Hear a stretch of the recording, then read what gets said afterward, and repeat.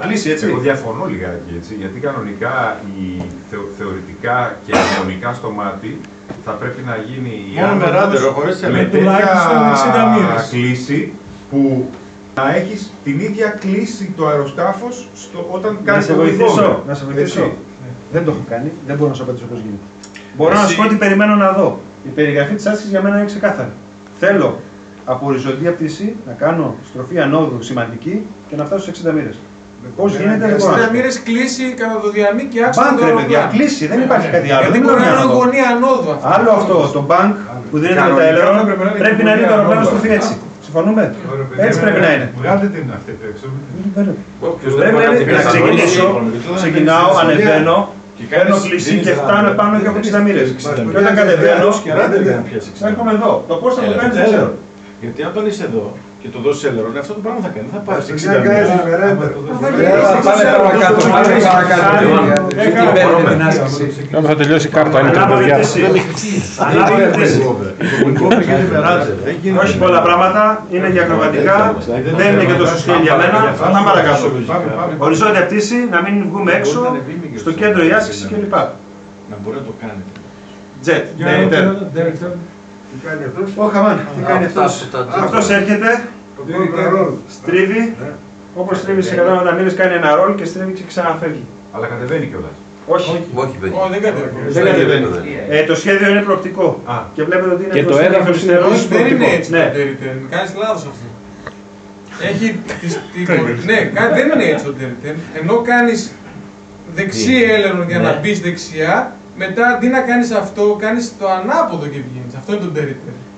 Είσαι εσύ και στρίβεις έτσι. Ακριβώς. Ναι, με συγχωρείς, το πελάκι το δείχνει. Εντάξει, σωστός. Άρα κάνεις ένα ρόλ εκεί. Αντί να κάνεις, εδώ κάνεις δεξιά, ανάποδο loop κάνεις. αυτό το πράγμα. Θα κάνω αυτό που κάνεις. Συνεχίζουμε και πολύ αργήσου κάτι που δεν το έχει κάνει ποτέ στη ζωή του. Για να δούμε πώς θα το κάνετε το όνομα σου. Ένα και ένα τέταρτο. Λοιπόν, πας, στρίβεις, έρχεσαι εδώ, αυτός η ψυχή του και συνεχίζεις και κάνεις. Νομίζω αυτό μπορεί να το κάνει. Έτσι θα το εκπαιδευτείς. Δεν το έχω δει, παιδιά, δεν έχω δει τζετ να πετάει, τουλάχιστον σωστά. Στο Αγρίνιο είχε τζετ, αλλά εντάξει, τόσο και η ψυχή του. Τέλος πάντων, πάμε παρακάτω. Δεν ήταν τόσο. Ναι, προχωρημένο. Εκεί δείχνει που κάθεται και ο πιλότος σχέση με τους κριτές. Προσπερνάω. Τελευταία. Δείχνει στην προηγούμενη διάταξη που κάθεται και ο πιλότος σχέση με τους κριτές. Όλοι στο κέντρο κάθονται στη διάρκεια των ασκήσεων. Στροφή διαδικασίας. Ή κοντά. Στρίβουμε 90 μοίρες, στρίβουμε 270 μοίρες και ξαναγυρνάμε από εκεί που ήμασταν. Ίδιο ύψος, ίδιες ακτίνες, στο κέντρο των φυτών, όλες οι ασκήσεις υποχρεωτικά. Δεν έχει να πω κάτι άλλο. Και πρέπει στη σωστή θέση να αλλάξει από τις 90 μοίρες να πας στην ανάποδη στις 270. Τελευταίο, είμαστε στο ζήτα. Τελευταίο. Λάθος. Αλφα. Καινούργια άσκηση έχει μπει στον κανονισμό του 15. Δεν ισχύει για την Ελλάδα, υποθέτω, έτσι κι αλλιώς δεν φτάσαμε μέχρι εκεί. Είναι πλέον η χαμηλή αργή πτήση. Χαμηλή low pass στα 6 μέτρα. Όχι, δεν το κάναμε. είναι χαμηλή, αλλά είναι slow pass. Αυτή είναι η ιδιαιτερότητα. Και άλλη χαμηλή ήταν. Είναι slow pass. Η άλλη δεν είναι slow pass. Κατάλαβα. Εμείς το κάναμε. Στον τελευταίο αγώνα που κάναμε εδώ το Νομίζω κάναμε. το είχαμε βάλει αυτό. Το είχαμε βάλει, ναι.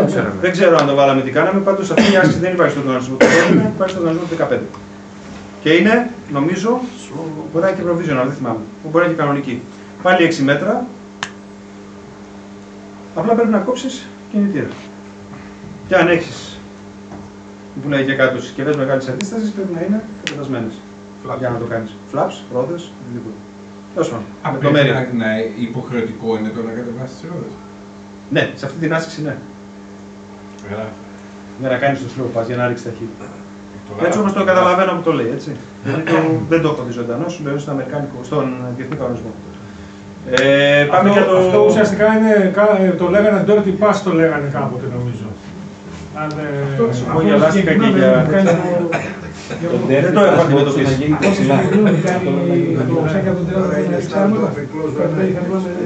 Όχι, δεν ξέρω να σου πω. Δεν μπορώ να σου απαντήσω. Και δεν ξέρω αν ανήκει εδώ, στην πτώση